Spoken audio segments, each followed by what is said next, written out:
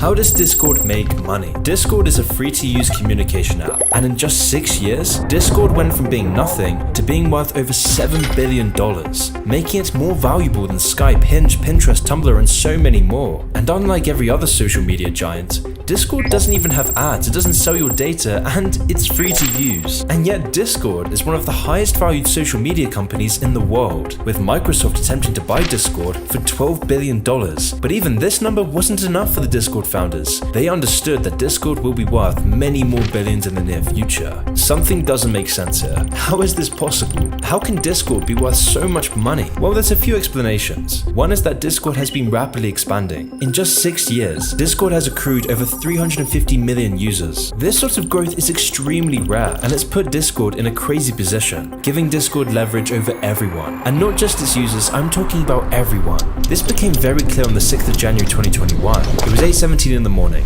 and in just 5.5 hours, the world would change forever. The Stop the Steal movement protested the results of the 2020 presidential election, and things would obviously be taken a little too far. 5 lives would be taken, 761 would be charged, and dozens would be imprisoned. Hatred was everywhere. America was more divided than ever. The US seemed to be on the brink of a civil war, of a revolution, and while many things were behind this, social media was one of the main catalysts. And in the following months, it was revealed that the main social media app behind this was Discord. It was this revelation that was one of the first major clues as to how Discord makes its money.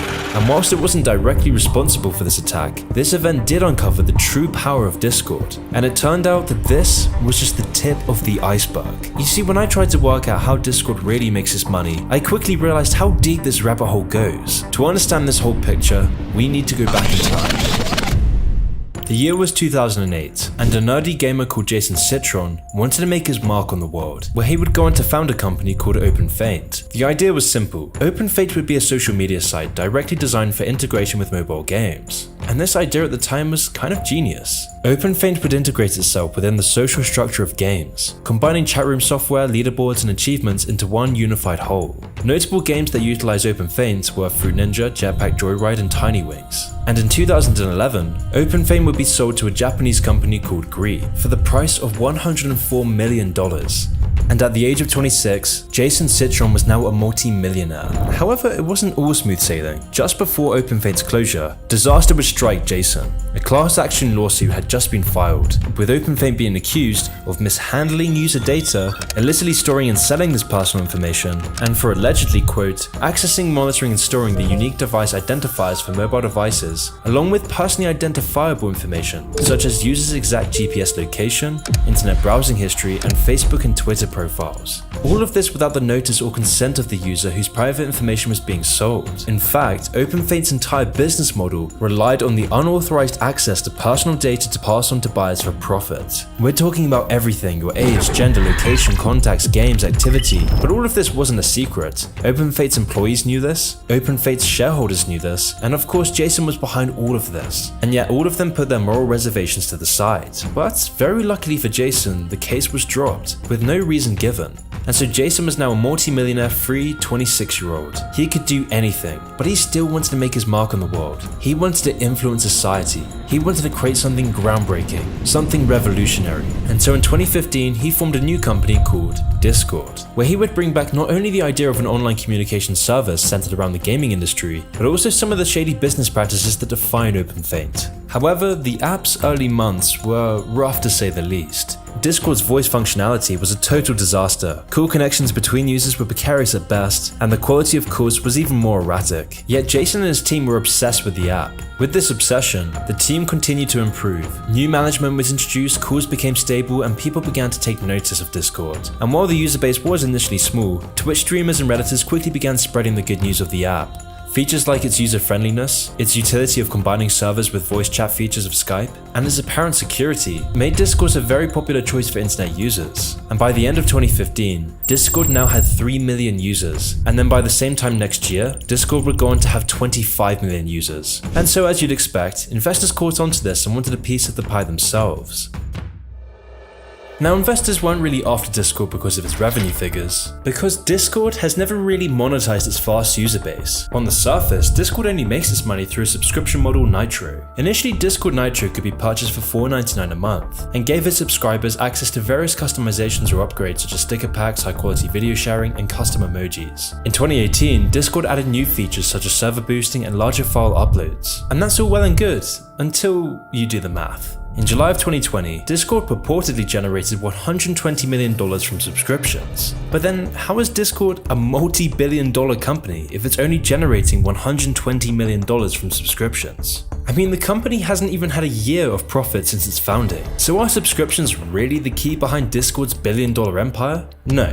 Instead, Discord's business model is by getting investments. You see, Discord has been slowly growing in the shadows and is now set to take over the instant messaging industry. Through constant upgrades, Discord now has unrivaled value. Low latency, easy communication, great servers, no ads, no data selling, and no fee makes Discord perfect, giving millions immense value for free. And by providing better value than other messaging apps, Discord's growth is now unstoppable. With 150 million active monthly users, Discord now has 3 times Reddit's active user base and could soon have over 500 million active users in just a couple of years. By growing its user base, Discord has grown its investments, and by inflating its value, Discord is patiently waiting for the opportunity to sell. You see, these big tech companies like Discord have a very strange business model where they become worth billions of dollars while being unprofitable and lacking any long-term plan to make money. All that matters to these companies is the scale of their user base. And so it's not hard to see why so many companies wanted a piece of Discord. In fact, this is why Discord has been doubling down on expanding its audience and providing as much value as possible. By investing in making the app the best it can possibly be, this then brings in more users, which then brings in more investors. More investors means more investing into the app, which means more users and repeat. By continuing this cycle over several years, Discord is set to become a billion-dollar juggernaut. But this cycle can't go on forever. At a certain point, Discord needs to make a profit. Unless, of course, they sell the company, which is the final step in the Silicon Valley business model, where you artificially pump up your value and then sell your company to a big tech giant. And this is exactly what happened to Discord. In 2021, this Silicon Valley dream fell into Jason's lap, with Microsoft offering $12 billion for the company. Jason's vision had come to life. This was the opportunity he'd worked so hard to create. But strangely, he actually turned down this offer. Why? Well, in 2020 alone, Discord had generated $500 million from investors. Current investors seeding this round include Benchmark, Greylock Partners, Index Ventures, and Spark Capital, the same parent company behind Snapchat. Everyone was in on Discord. And this is one of the ways Discord can make so much money, by selling parts of their company and the access to data that comes with it. And this is quite sinister on its own, but the one name that stands out from the rest of these investment firms and makes the problem so much worse is Tencent. Now, it's important I give some backstory on Tencent. In January 2021, Tencent was valued at almost $1 trillion. They are a modern titan, and Tencent, like any other large company in China, is effectively a commercial branch of the CCP. But how did they come to hold such a position of power over the world's economy? Tencent is just an extension of the CCP. It is a communist company, and back in the day, they were a government mobile provider. They quickly expanded into video games and direct messaging, and in recent years, they're taking over the world, owning majority equity in Riot Games, investing in Reddit, and founding one of the biggest social networks, WeChat, which has over 1 billion users worldwide. But it's important to note that they only have this control because the CCP allows them. And the CCP only allows them to have this power as Tencent has to follow the Chinese government's orders. And that's why if you're registered to a Chinese mainland phone number, then Tencent will actively censor and track the messages that you send.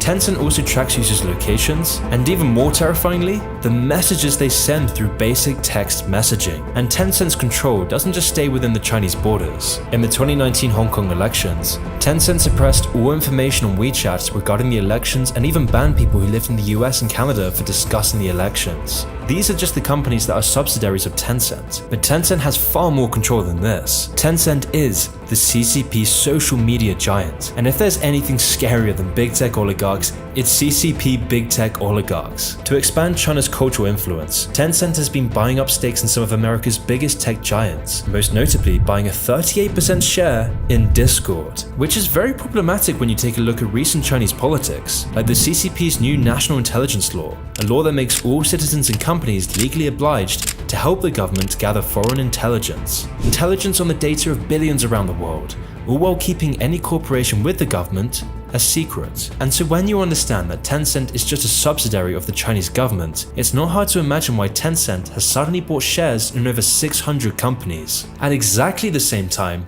that the Chinese law required its companies to share user data with Beijing. And all while this was happening in China, Discord was just starting to blow up. That's why Tencent was so quick to buy up 38% of Discord. So Tencent, a malicious, hostile, communist-run company, now has the majority control of Discord. This is very, very concerning. And combined with Jason's dodgy password data, this starts to pose some serious questions about Discord itself, and especially about how Discord makes money. You see, Discord has a habit of saying that Discord would never sell your data, that Discord is private and that you're always protected. But this couldn't be any further from the truth. Discord always talks about its privacy policy with quotes such as, "We make money from paid subscriptions and the sale of digital and sometimes physical goods, not from selling your personal information to third parties," end quotes. But Discord isn't being completely forthcoming. You only need to scroll down a little bit to see what they're really doing with your data. Quote, "We may share information with vendors we hired to carry out specific work for us. We may also share limited information with advertising platforms to help us reach people that we think will like our products and to measure the performance of our ads shown on those platforms. We do this to help bring more users to Discord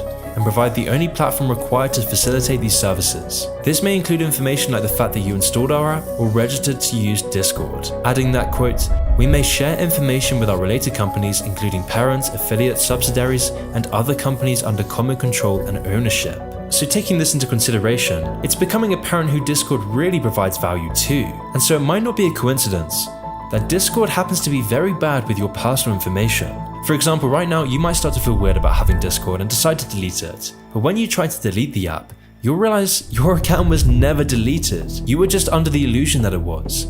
For 2 weeks, you'll ostensibly have a choice whether to permanently ban your account or not, and after the 2 weeks, the account will seemingly be deleted, where all your data will be wiped from its servers. Except that's not the case with Discord. Instead, all of your data is stored within Discord servers, even when you've deleted your account, always storing this very useful data. And so, where is this data going? Well, obviously it's impossible to pinpoint exactly, but when you understand that Tencent, Discord's major shareholder, who by law must send all data back to the Chinese government, starts to raise some questions. Which is honestly terrifying considering how much data Discord is accruing. As Discord scales by hundreds of millions a year, so does its control of the global population's data. Because Discord tracks every click and every word you type, your age, your gender, your location, your contacts, your games, your activity, your social media accounts, your secrets, every keystroke, every mouse click, every message, everything about you logged in Discord servers. Which when you think about it is pretty wild because even Facebook, a company whose CEO calls its users dumb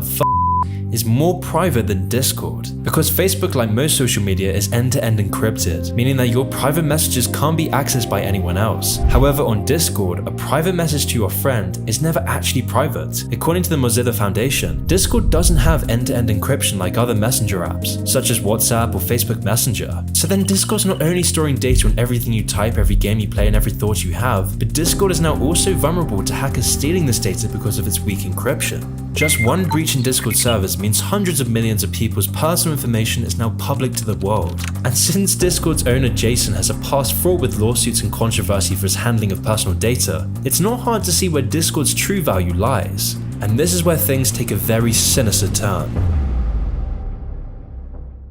So as we made clear, Discord isn't profitable, and unlike every other social media site, Discord is rejecting lucrative acquisition offers from major tech giants, which is a very risky move considering that Discord has no long-term plan and offers little room for progress or even profit. And yet, Tencent continues to invest in Discord, taking an active interest in trying to acquire the company fully. So why is Tencent so obsessed with Discord? Well, by now it should be pretty clear. Tencent isn't risking hundreds of millions to connect people together and make the world a better place for free. Tencent is doing this to buy Discord's user data because Tencent is in the surveillance business. It is the biggest communist-run global surveillance system in living history, and the more data Tencent acquires, the more powerful Tencent becomes. This is Tencent's business model, and when Tencent's power increases, so does the CCPs. You see, Tencent could try to make its own social media site in the West, but instead it's far more easy to get millions of users by investing in the fastest growing social media companies with the largest user base. So of course Tencent has been leeching onto Discord's success, because the more data points they have, they can then combine this with all their other 600 investments to get an even clearer profile of the global population, making it easier to not only sell you things, but also to progress the CCP's 2049 ambition. Now it might sound like I'm getting a little carried away here. I mean, Discord's just a messenger app. What does any of this have to do with the CCP's 2049 ambitions? There's nothing to worry about, right? Chinese intelligence agencies have a long history of hacking data from foreign companies. As far back as 2000, according to Steve Ryan, the former deputy director of the NSA, US officials have observed Chinese cyber operations aimed at piercing US defense contractors, something that was occurring on a quote regular basis by around 2006 onwards. The Chinese were robbing the defense industrial base blind. These cyber incursions became a regular practice, with Chinese state hackers successfully compromising the Pentagon 20 times in a single year. And in 2018, Chinese operatives successfully hacked a US Navy contractor, stealing highly sensitive information related to the development of submarine missiles. And now in the 2020s, US security officials are deeply worried since privately owned Chinese companies are now acting as the tendrils of the Chinese government. It was for this reason that Tencent's WeChat app was recently banned in the US, and TikTok is getting banned in countries all around the world, and was almost actually banned by Trump. But by this point, it's too late. This can't be contained. Tencent is now invested in the biggest social media companies in the US, companies like Reddit and Snapchat, and also some of the biggest social games like League of Legends and Fortnite, with all of these apps and games happening to be free to use, all because it's their vast user base that grants immense value to Tencent and the CCP. This isn't a normal money game, which is why Tencent's most lucrative investment is with Discord, an app that will soon be competing with WhatsApp Scale, all while being unencrypted and compromised by Tencent's data harvesting. Now, some of you might think that this sounds like just some stupid online conspiracy, but I promise you, it's really anything but. In recent years, China has been mining Western data to equip its government agencies with more leverage over the world. The Washington Post of all media companies actually reviewed bidding documents and contracts for over 300 Chinese government projects since 2020, and they found orders for software designed to collect data on foreign targets from Western social media. The documents, publicly accessible through domestic government bidding platforms, also show that agencies include the state media, propaganda departments, police, military, and cyber regulators are all invested in more sophisticated systems to gather data for the CCP. Quote, "Now we have a better understanding of the anti-China underground network," said a Beijing-based analyst who works for China's Central Propaganda Department. And all of this global surveillance is part of Beijing's larger push to use big data and artificial intelligence to improve its international propaganda efforts, whilst also building a network of early warning systems that sound real-time alerts when trends threaten Beijing's interests. So why is China doing this? Well, Michael Pillsbury presented a lot of data in the 100-Year Marathon to argue that Chinese leadership has a systematic strategy to overtake the US as the world's dominating power, and they hope to complete this project by 2049. This is China's 2049 plan. It is of paramount importance to Xi Jinping, as this is the 100-year anniversary of China's communist revolution. This is deeply embedded within the Chinese government. For more than 50 years, this message has been thoroughly documented in Chinese literature, and is a central part of China's education system and their People's Liberation Army. There is absolutely no doubt that Chinese leader Xi Jinping is dead set on ruling the rest of the world. In fact, these are his own words. This is his guiding message to party members and the public. And this really shouldn't be a surprise. Grand visions of world dominance have always been a component of communist beliefs, and Xi Jinping sees himself as the one who will fulfill China's destiny, all while the West completely ignored this for decades. We just thought of China as the place that makes our iPhones, and China played along with this, convincing Western politicians and business elites that China was moving towards democracy and capitalism. In reality, we funded China's rise. We fueled their ambition to take over the world. I mean, it's so common now for Western companies to voluntarily give away trade secrets in the hope of gaining access to China's massive market. And by doing this, companies always have to toe the party line. And we're talking about the huge companies that influence trends in Western society. Disney, the NBA, Nike, Apple all caved to the whims of the CCP. And this whole process isn't an accident, but rather part of China's long-term strategy. A long-term strategy to influence global events for a profit, using enormous amounts of data and cutthroat business practices to dominate the West. And these effective and downright ruthless actions taken by the CCP aren't being used against China. In fact, the whole Chinese government is set up in this authoritarian capitalist model to succeed where the West fails. They have Orwellian strength and the money to fund it, which is why every major Western social media site is blocked in China. Not to mention all the addictive social games like Fortnite being banished from the country, because by doing this, China stops the West gaining any data on the Chinese population. They understand how powerful it is to harvest all of this data. There is nothing the US or Europe can do to gain any tiny fraction of China's data on us. Tencent and ByteDance, the company that owns TikTok, now control all millennials and Zoomers' entire virtual lives. We've been beaten in a fight we didn't even know existed. And in the news, we always see Facebook, Twitter, and Amazon being questioned for their data handling. But the news, commentators, and media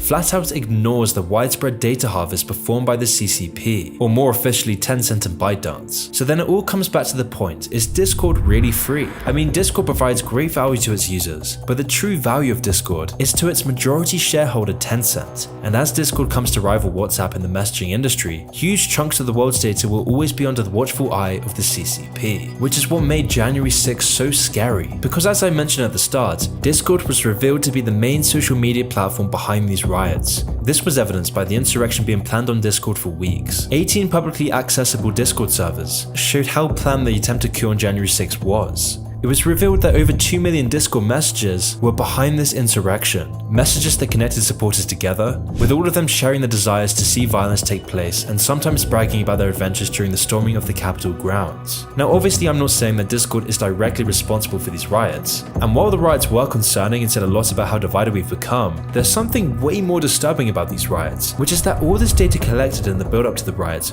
was stored in Discord servers the entire time. Remember, this isn't just simple encrypted user data like you'd find on WhatsApp. No, we're talking about every message, every game, your location, browsing history, everything. With all of this stored, monitored, and analyzed by the Chinese government. The implications of this are enormous, because as Tencent is legally required to send all this data back to the Chinese government while keeping it a secret, it means that the Chinese government very likely knew about the January 6 riots. They had all the information in advance, and might very well have used it to its advantage. And this is just one event of many. I mean, have you ever wondered how in the last year or so, China always seems to be positioned perfectly in every major event? The January 6 protests, the Ukraine war, the political division spreading across the world, inflation, the rise of TikTok, it's becoming very clear how much leverage China has over everyone. And this is what's so scary about Discord. Discord is a great app. It provides immense value, and it doesn't really make any money, but its growth is exponential. And just by judging how useful this app will be in the future, it's only a matter of time for Discord to rival WhatsApp, because no app competes with Discord's utility, which is the perfect news for Tencent.